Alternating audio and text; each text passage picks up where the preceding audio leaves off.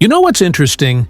If you ask most people in the United States when slavery ended, they'll probably say 1865, right? The 13th Amendment, the end of the Civil War, Lincoln's Emancipation Proclamation. And that's true, sort of. But if you're talking to someone from Jamaica, or Barbados, or Trinidad, they might say 1838, or maybe 1834, depending on how you count it. And if you're talking to someone from Brazil, they'll tell you 1888. And someone from Haiti will rightfully point out that they freed themselves in 1804, nearly a century before anyone else.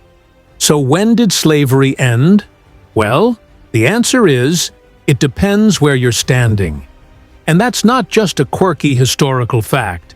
It's actually really important for understanding how the African diaspora experienced freedom, how we commemorate that freedom today, and why those commemorations matter for building connections across our communities. Hey everyone, welcome back. Today we're talking about something I've been thinking about a lot, especially as we move through these summer months when so many of our freedom celebrations happen. We're going to look at Juneteenth and Jamaican Emancipation Day, two major commemorations of freedom in the African diaspora that happen about 6 weeks apart every year, and explore what these two dates have to do with each other. What it means that our ancestors gained their freedom at different times, through different processes, and how those different timelines still shape how we understand freedom and commemoration today. Now, I want to be clear from the start. This isn't a comprehensive history of emancipation across the entire diaspora. That would take way more than one video. We're focusing on these two specific commemorations as a way into understanding broader patterns, how slavery ended differently across the Americas, how those differences matter, and how contemporary descendants of enslaved Africans are finding connections across those different historical experiences. So, let's dig into what Juneteenth has to do with Jamaican Emancipation Day and see what these diasporic timelines can teach us about our shared and divergent histories. Let's start with Juneteenth, since it's probably the commemoration more people are familiar with now, especially after it became a federal holiday in the United States in 2021. Juneteenth, celebrated on June 19th, marks a specific event. The day in 1865, when Union General Gordon Granger arrived in Galveston, Texas, and announced that all enslaved people were free. He was reading General Order No. 3, which stated, "The people of Texas are informed that, in accordance with a proclamation from the Executive of the United States, all slaves are free." And here's the thing that always strikes me about this. This was 2.5 years after the Emancipation Proclamation. Lincoln issued that proclamation on January 1st, 1863, declaring that enslaved people in Confederate states were free. The Civil War ended in April 1865. The 13th Amendment, which abolished slavery throughout the United States, was passed by Congress in January 1865 and was being ratified by states throughout that spring. And yet, in June 1865, there were still enslaved people in Texas who hadn't heard they were free, or, more accurately, whose enslavers hadn't told them they were free because there was no one to enforce their freedom. Texas was remote from the main theaters of the Civil War. It hadn't seen significant Union military presence. Enslavers had actually been moving enslaved people to Texas precisely because it was far from Union lines, trying to keep them in bondage as long as possible. So even though freedom was technically the law, it wasn't a reality until Union troops arrived to enforce it. Juneteenth commemorates that moment when the promise of freedom became actual freedom for the last major group of enslaved people to learn about emancipation. What's powerful about Juneteenth is how it names a truth about freedom that applies beyond just this specific historical moment. That legal freedom and actual freedom aren't the same thing. That liberation on paper doesn't mean liberation in practice. That freedom has to be claimed, has to be enforced, has to be made real. African Americans have been commemorating Juneteenth since 1866, keeping alive this understanding that freedom is always a work in progress, always something we have to fight to make meaningful. Now, let's shift our lens to the Caribbean, specifically to Jamaica, and look at a different emancipation timeline with a very different process. Jamaican Emancipation Day is celebrated on August 1st, marking August 1st, 1838, the day when full freedom finally came to enslaved people in British colonies after a transitional period that, honestly, we need to talk about, because it reveals a lot about how differently emancipation worked in the British system versus the American system. The British Parliament passed the Slavery Abolition Act in 1833, which was supposed to free enslaved people throughout the British Empire. But here's where it gets complicated, and this is important. The act didn't grant immediate freedom. Instead, it created this system called apprenticeship that was supposed to last 6 years. Enslaved people were reclassified as apprentices who would work for their former enslavers without pay for 40.5 hours per week, supposedly learning how to be free people. They could work for wages during their remaining time, but they were still bound to the plantations, still subject to punishment, still not actually free. The scholar Hilary Beckles, who's done extensive work on this period in Caribbean history, has described the apprenticeship system as a ruse to extend slavery by another name. And he's right. This was a compromise designed to placate plantation owners who were losing their property. And by the way, the British government paid £20 million in compensation to enslavers for their loss, while giving nothing to the people who had actually been enslaved. Let that sink in for a moment. But here's what's remarkable. The apprenticeship system was so brutal, so clearly just slavery under a different name, that it became impossible to maintain. There was massive resistance from the apprentices themselves, work stoppages, rebellions, refusal to cooperate with the system.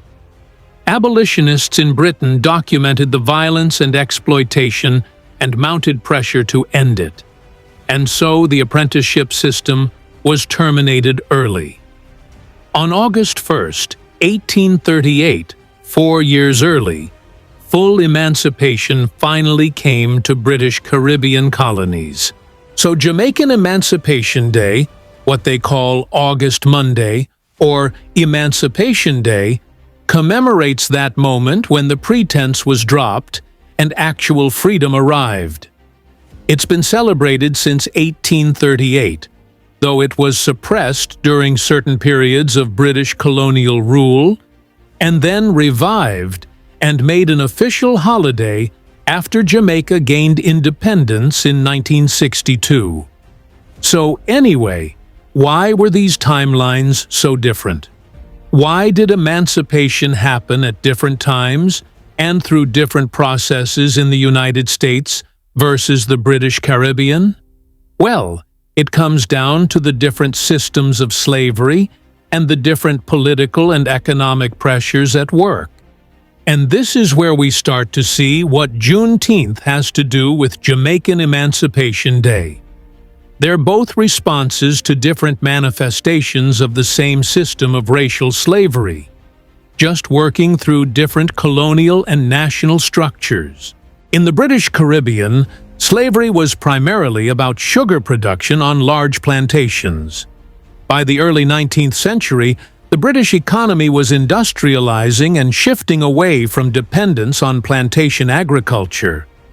The abolitionist movement in Britain, which had been building for decades, finally had enough political power to push through emancipation, though they had to compromise with plantation owners, which is where that apprenticeship system came from. Britain could afford to end slavery in its colonies, partly because its economic system was changing, and partly because it could pay off the enslavers to get them to accept it. In the United States, slavery was deeply embedded in the economic and social structure, especially in the South. Cotton had become enormously profitable with the rise of textile manufacturing. Enslaved people represented enormous wealth. They were the capital that made the plantation system work. And politically, enslavers held tremendous power in the U.S. government. It took a civil war, the deadliest war in American history, to end slavery. And even then, it ended not through a planned, negotiated process, but through military defeat of the Confederacy. And this is crucial. In the United States, emancipation came suddenly, through war, with no compensation to enslavers and no transition period. In the British Caribbean, it came through legislation, with compensation to enslavers and a brutal transition period. Neither process was ideal, and both left formerly enslaved people without land, without resources, without reparations, and facing continued exploitation and violence. But the different paths to freedom shaped how emancipation was experienced and remembered. What strikes me about looking at these two timelines together is what it reveals about the practical, on-the-ground reality of gaining freedom under slavery systems that were designed to be permanent, to be total. In both cases, freedom didn't come as a gift from enslavers or from governments. It came through resistance, through pressure, through people refusing to accept their bondage. And in both cases, legal freedom was just the beginning of a longer struggle for actual freedom, for rights, for economic security, for dignity. This is what Juneteenth has to do with Jamaican Emancipation Day.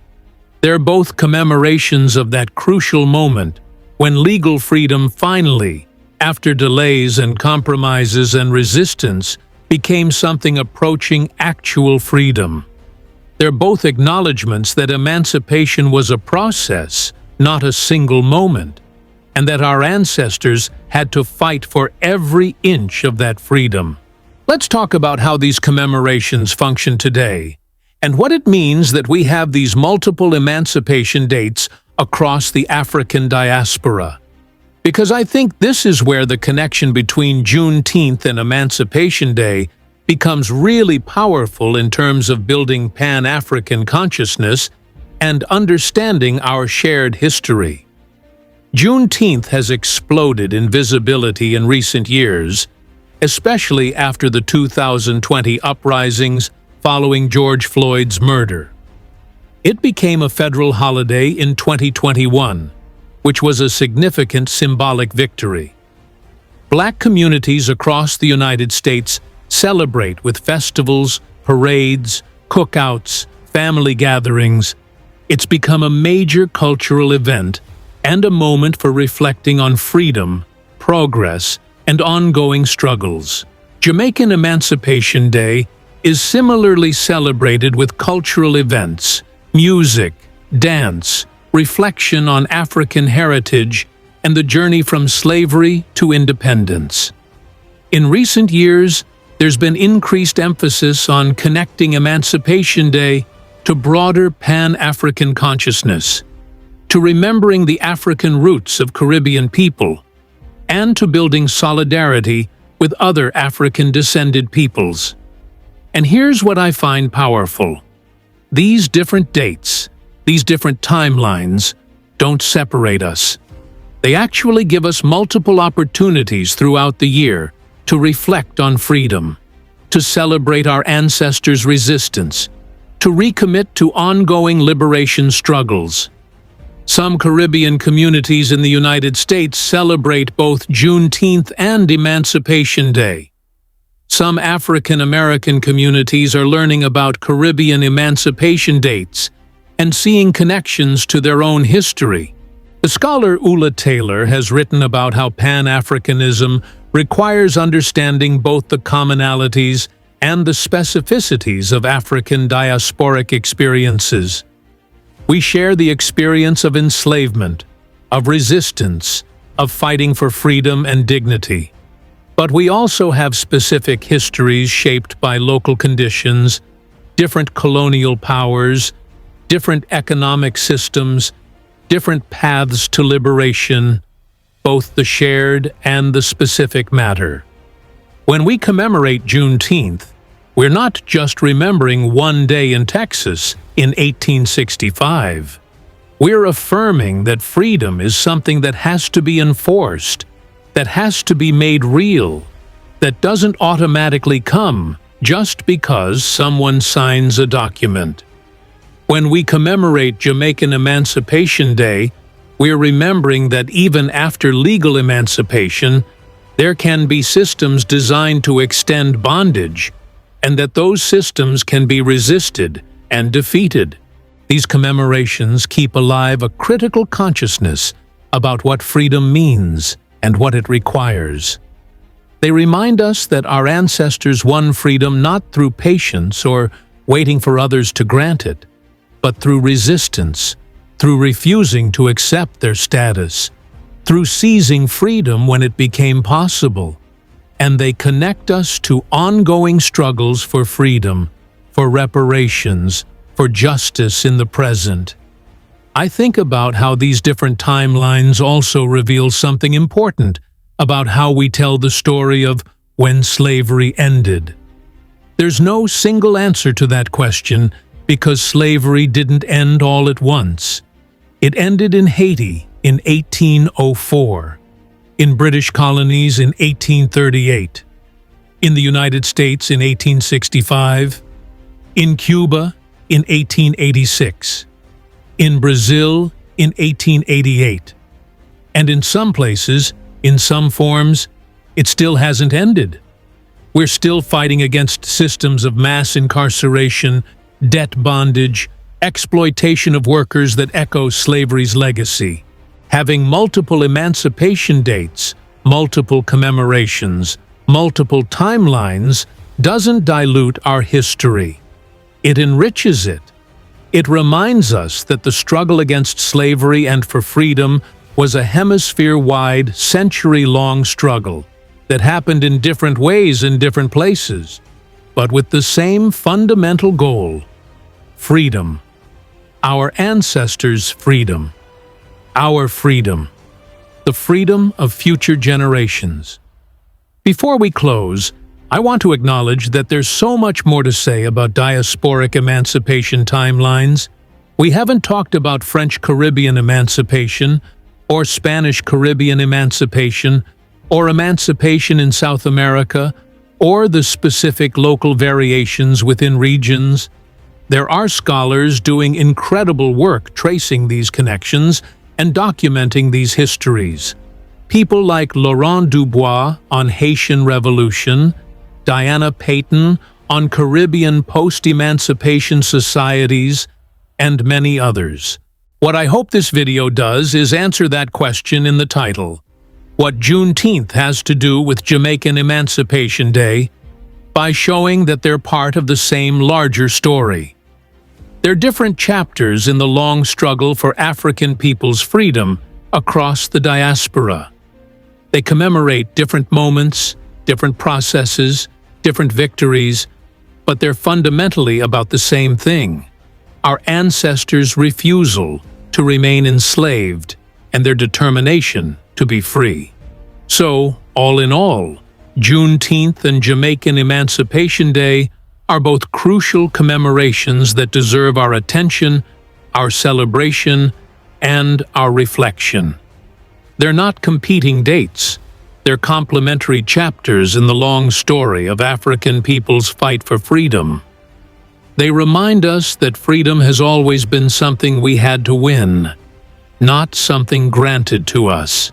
And they give us opportunities to gather, to remember, to honor our ancestors, and to continue their work. I want to hear from you all. Do you celebrate Juneteenth, Emancipation Day, or other freedom commemorations? How did you learn about these different timelines? For those of you from different parts of the diaspora, what are the emancipation dates that matter in your family's history? And how do you think we can better connect these different commemorations to build Pan-African consciousness? Drop your thoughts in the comments. This is a conversation we need to keep having. Until next time, keep remembering our ancestors' struggles and victories. Keep making connections across our diasporic experiences, and keep fighting to make freedom real in every corner of the world where our people are.